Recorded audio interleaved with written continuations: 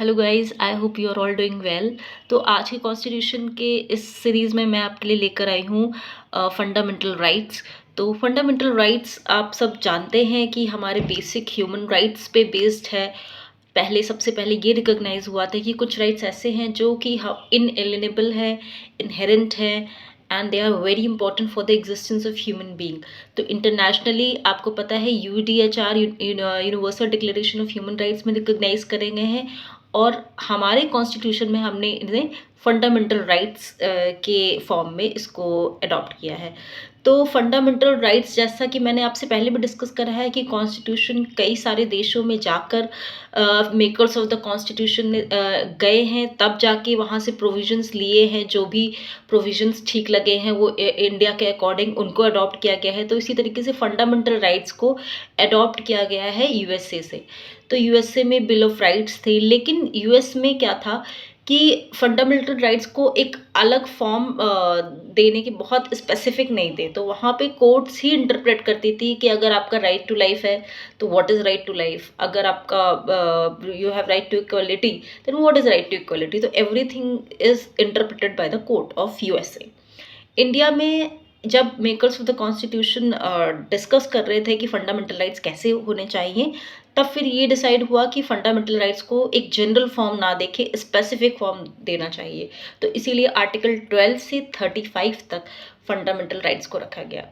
तो सबसे पहले हमें पता होना चाहिए कि फंडामेंटल राइट्स हम किसके अगेंस्ट क्लेम करते हैं, किस से क्लेम करते हैं। तो हमारा जो पूरा का पूरा देश है वो एक वेलफेयर स्टेट है। यहाँ पे गवर्नमेंट है, लेकिन हम एक डेमोक्रेसी पे रिलाई करते हैं, हमारा सॉवरेन कंट्री है। तो ये सब आपने प्रियम्बल में ऑलरेडी आपने पढ़ा हुआ है। तो हमेशा जब भी आप पढ़ेंगे आगे तो पीछे का कुछ भी नहीं भूलना है। Everything is in constitution, everything is interconnected. कोई भी टॉपिक आपको आइसोलेशन में नहीं पढ़ना है। तो इसीलिए फंडामेंटल राइट्स भी आपको ऐसे ही समझना है। तो स्टेट के अगेंस्ट आप फंडामेंटल राइट्स क्लेम करते हैं, यानी कि अगर लेजिस्लेचर ने कोई ऐसा लॉ बना दिया, पार्लियामेंट ने या स्टेट लेजिस्लेचर ने कोई ऐसा लॉ बना दिया जो कि आपको लगता है कि आपका राइट टू इक्वलिटी को डैमेज कर रहा है, या फिर फंडामेंटल राइट्स के अगेंस्ट है, या फिर आपका राइट अगेंस्ट नॉन डिस्क्रिम आप उसके साथ कोई डिस्क्रिमिनेशन हो रहा है, या आपका it is against your right to life, तो आप उसको सुप्रीम कोर्ट से या हाई कोर्ट से, किसी के कोर्ट से भी आप उसको क्लेम कर सकते हैं। Where under article 32 of the constitution supreme court and under article 226 of the constitution that is high court. तो दिस इज वेरी सिंपल। तो इसीलिए हमें पता होना चाहिए कि आखिर ये स्टेट है क्या जिससे हम फंडामेंटल राइट्स क्लेम करने वाले हैं। तो स्टेट हमारा आर्टिकल 12 में आप देखेंगे डिफाइंड है that it is union government, state government plus parliament, state legislature, local authorities जिसमें आपको पंचायत म्यूनिसिपैलिटीज़ आ गए, और फिर आता है अदर अथॉरिटीज़। तो ये अदर अथॉरिटीज़ क्या है, यहाँ पे अब आप फिर से समझिए कि हमारा जो गवर्नमेंट है इट्स अ वेलफेयर स्टेट। हम वेलफेयर स्टेट के कॉन्सेप्ट को रिकग्नाइज करते हैं। तो बहुत सारे वेलफेयर जो गवर्नमेंट है बहुत सारी वेलफेयर एक्टिविटीज़ करता है, लोगों के लिए करता है। तो उसके लिए गवर्नमेंट के डिपार्टमेंट्स हैं।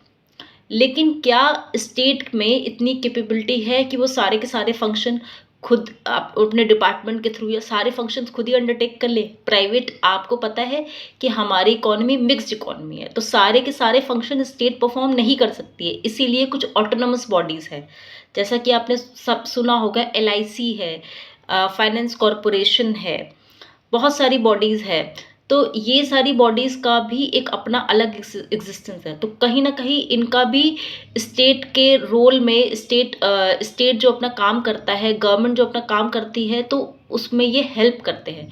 तो क्या अगर ये कोई ऐसा एक्ट कर रहे हैं जिससे लोगों के राइट्स डिस्ट्रॉय हो रहे हैं, वॉयलेट हो रहे हैं, तो क्या इनके अगेंस्ट फंडामेंटल राइट्स क्लेम नहीं करना चाहिए? तो आंसर इज नो, हम कर सकते हैं, इनके अगेंस्ट भी फंडामेंटल राइट्स क्लेम कर सकते हैं। तो इसीलिए अदर अथॉरिटीज़ जो भी, अगर कोई टर्म है, वैसे भी आप जान लीजिए, अगर कोई टर्म है जिसको कॉन्स्टिट्यूशन में नहीं या किसी भी एक्ट में एक्सप्लेन नहीं किया गया है, तो वो एक्सप्लेन करना काम होता है एक्सप्लेन करना काम होता है सुप्रीम कोर्ट का। तो सुप्रीम कोर्ट ने अदर अथॉरिटीज़ को बहुत अच्छे से एक्सप्लेन करा है, बहुत सारे केसेस में करा हुआ है, starting from Rajasthan state electricity board versus Mohanlal. This is the first and foremost case important for article 12। तो Rajasthan state electricity board versus Mohanlal में ये डिसाइड हुआ था कि स्टेट इलेक्ट्रिसिटी बोर्ड है, ये गवर्नमेंट के फंक्शंस को परफॉर्म करता है and it is a statutory body, means it is a body that is created by the state. तो ये स्टेट होना चाहिए। लेकिन यहाँ पे आर्ग्यूमेंट रखा गया कि since it performs the functions of a commercial nature के फंक्शंस को परफॉर्म करता है तो स्टेट नहीं होना चाहिए। बट यहाँ के इनके आर्ग्यूमेंट को रिबट कर दिया गया, कहा गया क्योंकि ट्रेड कॉमर्स एंड इंटरकोर्स ये गवर्नमेंट का काम है, ये काम स्टेट करती है, तो इसीलिए कमर्शियल नेचर के होने के बावजूद अगर ये स्टैचुरी फंक्शंस को परफॉर्म कर रहा है तो state electricity board is a state with in the meaning of article 12 of the constitution of India. तो इसी तरीके से इंपॉर्टेंट टेस्ट लेस डाउन करेंगे कि क्या कौन अदर अथॉरिटीज में कौन स्टेट होना चाहिए। तो एजेंसी, कोई भी ऐसी एजेंसी या कोई भी ऐसा इंस्ट्रूमेंटैलिटी ऑफ स्टेट वर्ड दिया गया। इंस्ट्रूमेंटैलिटी ऑफ द स्टेट मतलब स्टेट से क्रिएट हुई बॉडीज। तो ये जो स्टेट इलेक्ट्रिसिटी बोर्ड है ये एक तरीके से ऑटोनोमस बॉडी है, मतलब it has its own rules, it has its own existence, independent existence. लेकिन क्योंकि ये स्टैचुरी बॉडी है और ये गवर्नमेंटल फंक्शंस को परफॉर्म करती है इसीलिए इसको स्टेट कहा गया। फिर केस आता है हमारा सुखदेव वर्सेस भगत राम। इस केस में डिसाइड हुआ कि जो लाइफ इंश्योरेंस कॉरपोरेशन है, फाइनेंस कॉरपोरेशन है, ओएनजीसी है, ये सब भी स्टेट है। तो कैसे कहा गया ये सारी स्टैट्यूटरी बॉडीज है, यानी कि किसी स्टैटू से क्रिएट करी गई है। ओएनजीसी के अपने अलग रूल्स हैं, एलआईसी के अपने रूल्स हैं। तो ये एक अगर किसी एक्ट के थ्रू किसी बॉडी को क्रिएट करा जा रहा है तो एक सिंपल सा कहीं ना कहीं कोर्ट्स का एक माइंडसेट बन गया कि इनको तो स्टेट कहा ही जाना चाहिए, तो ये स्टेट हो गए। अब प्रॉब्लम यहाँ पे नहीं आती है कि स्टैट्यूटरी बॉडीज हैं तो वो तो स्टेट हो गई, बट ऐसा भी हो सकता है कि कोई नॉन स्टैट्यूटरी बॉडीज हो, यानी कि वो स्टैट्यू ने ना क्रिएट करी हो और वो कहीं ना कहीं लोगों के राइट्स को वायलेट कर रही हो, कहीं ना कहीं हो सकता है कि स्टेट का कंट्रोल हो। तो कुछ ये ऐसा कहा गया कि जो नॉन स्टैट्यूटरी बॉडीज हैं, स्टैट्यूटरी बॉडीज के लिए तो रूल्स फिक्स्ड हो गए आफ्टर सुखदेव वर्सेस भगत राम कि ये तो स्टेट है ही, लेकिन नॉन स्टैट्यूटरी बॉडीज के लिए भी कहा गया कि इन्हें भी स्टेट शिप देना चाहिए, ये भी स्टेट होना चाहिए। तो फिर उसी तरह से केस आते गए। RD Shetty versus international airport authority case आया।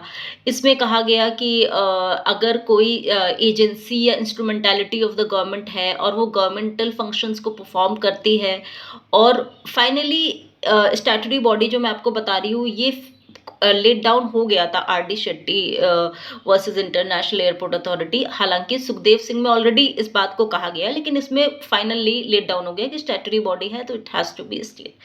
अच्छा, ये जो हम बार बार वर्ड यूज कर रहे हैं एजेंसी और इंस्ट्रूमेंटैलिटी ऑफ गवर्नमेंट, तो इसका क्या मतलब है? तो कहीं ना कहीं ये एक तरीके से एक ओपन एंडेड क्वेश्चन बन गया कि अगर एजेंसी और इंस्ट्रूमेंटैलिटी ऑफ गवर्नमेंट है तो कैसे डिसाइड होगा, व्हाट आर द टेस्ट, कैसे पता लगेगा कि यहाँ पे एजेंसी और इंस्ट्रूमेंटैलिटी ऑफ गवर्नमेंट है कि नहीं।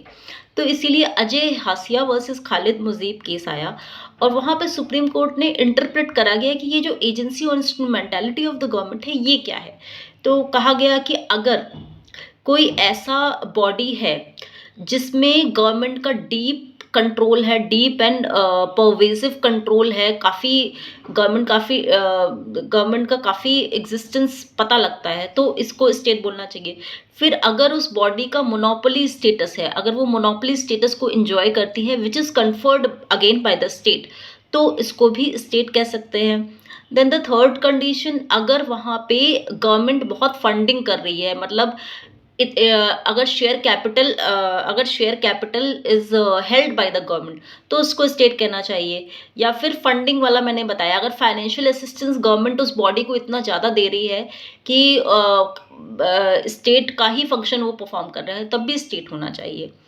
फिर फाइनली अगर वो बॉडी ऐसे फंक्शंस को परफॉर्म कर रही है which is very similar to the state, governmental functions को परफॉर्म कर रही है, तो these are the test you will read in Ajay Hasia versus Khalid Mujib. तो they define what is the agency and instrumentality of government. उसके अलावा केसेस आए हैं बहुत सारे। इसमें एक केस आया था Sabhaji Tiwari versus union of India. तो इसमें क्या कहा गया था कि जो इंस्टीट्यूट ऑफ पार्लियामेंट्री स्टडीज़ है ये स्टेट नहीं है, लेकिन सॉरी, इसमें सीएसआईआर को ये जो Sabhaji Tiwari versus union of India है, इसमें सीएसआईआर को कहा गया था कि ये स्टेट नहीं है, लेकिन बाद में ये कोर्ट ने प्रदीप जैन विश्वास केस में versus Indian institute of chemical biology, इस केस में कहा गया कि नहीं, ये जो हम बात कर रहे हैं सीएसआईआर बॉडी की, तो इट इज़ स्टेट। फिर कुछ और केसेस हैं जहाँ पे स्टेट नहीं डिक्लेयर करा गया, जैसे एनसीईआरटी को कहा गया एनसीईआरटी स्टेट नहीं है, क्योंकि भले ही ये यहाँ पे स्टेट का कंट्रोल रहता है, स्टेट देखती है कि कैसे काम चल रहा है, लेकिन ये स्टेट नहीं है। उसके बाद में और भी बहुत सारे केसेस आते गए हैं, सारे इम्पॉर्टेंट नहीं है, जो इम्पॉर्टेंट हैं वही मैं आपसे डिस्कस कर रही हूँ। प्रदीप जैन विश्वास वर्सेस यूनियन ऑफ इंडिया हो गया। Then Tekraj versus union of India, यहाँ पे इंस्टीट्यूट ऑफ पार्लियामेंट्री स्टडीज़ को बताया गया कि ये स्टेट के सारे जो टेस्ट लेट डाउन करे गए अजय हासिया वर्सेस खालिद मुजीब में, सबके सबको ये सारे टेस्ट अप्लाई होते हैं, लेकिन फिर भी ये institute of parliamentary studies state नहीं है। अब क्वेश्चन यहाँ पे ये आता है कि जब हम बता रहे हैं कि गवर्नमेंट स्टेट है, लेजिस्लेचर स्टेट है, एग्जीक्यूटिव स्टेट है, अदर अथॉरिटीज़ स्टेट है, पंचायत स्टेट है, म्यूनिसिपैलिटीज स्टेट है, तो क्या जुडिशरी स्टेट नहीं है? तो इसका लैंडमार्क केस है Naresh versus state of Maharashtra. यहाँ पे हुआ था, it's a very interesting case. यहाँ पे बॉम्बे हाई कोर्ट में एक रिनाउंड बिजनेसमैन था, he was giving his witness. तो उसने कहा, कोर्ट से रिक्वेस्ट करी कि मेरा ये जो विटनेस है ये रिकॉर्ड नहीं होना चाहिए, because I am a very renowned businessman and it will affect my reputation. तो वहाँ पे एक जर्नलिस्ट ने ऑब्जेक्ट करा कि this is against freedom of press, तो ऐसा नहीं कर सकते हैं। तो बट कोर्ट ने उसको कहा कि नहीं नहीं, his witness will be recorded in secret, तो उसका रिकॉर्ड नहीं होगा। तो यहाँ पे उसने नरेश, जो ही वॉज जर्नलिस्ट, तो उसने केस कर दिया था सुप्रीम कोर्ट ने, और तब ये डिसाइड हुआ कि नहीं, अगर जुडिशरी ने ऑर्डर दिया है कुछ, तो वो उसके अगेंस्ट आप केस नहीं कर सकते, वहाँ पे आप नहीं कह सकते, क्योंकि वो ऑलरेडी आपको पता है आर्टिकल 32 में, और सुप्रीम कोर्ट को गार्जियन ऑफ द कॉन्स्टिट्यूशन कहा गया है, protector of the fundamental rights कहा गया है। तो यहाँ पे आप स्टेट के, आप जुडिशरी के अगेंस्ट, जुडिशरी आपके राइट्स को वॉयलेट नहीं करता है, लेकिन अगर जुडिशरी कोई एडमिनिस्ट्रेटिव फंक्शंस को परफॉर्म कर रहा है, जैसा कि आपने सुना होगा कि सुप्रीम कोर्ट के अपने एक अलग रूल्स होते हैं, हाई कोर्ट के भी अपने एक अलग रूल्स होते हैं, अपॉइंटमेंट्स होते हैं, वहाँ के स्टाफ के अपॉइंटमेंट होते हैं। सिर्फ कोर्ट में जज ही तो नहीं होते, बहुत सारे स्टाफ होते हैं, क्लरिकल स्टाफ होते हैं। तो वहाँ पे अगर कुछ लेक्यूनाज है या वहाँ पे अगर राइट्स वायलेट हो रहे हैं, तो वहाँ पे आप कह सकते हो कि जुडिशरी इज अ स्टेट। लेकिन जब वो जुडिशियल फंक्शंस को परफॉर्म कर रहा है, तो judiciary is not a state. तो आज के लिए इतना ही, और आप इसको रिवाइज करिए, इसको आप लेक्चर को दोबारा से देख सकते हैं। जो भी मैंने आपके साथ केसेस डिस्कस करे हैं, these are the only cases जो आके आप अगर अपने मेंस में इसको स्पेसिफाई करते हैं, एक्सप्लेन करते हैं, तो you will get good marks. तो आप इसको अच्छे से रिवाइज करिए, and please do like the video and subscribe the video अगर आपने अब तक नहीं करा हो। Thank you so much, have a nice day.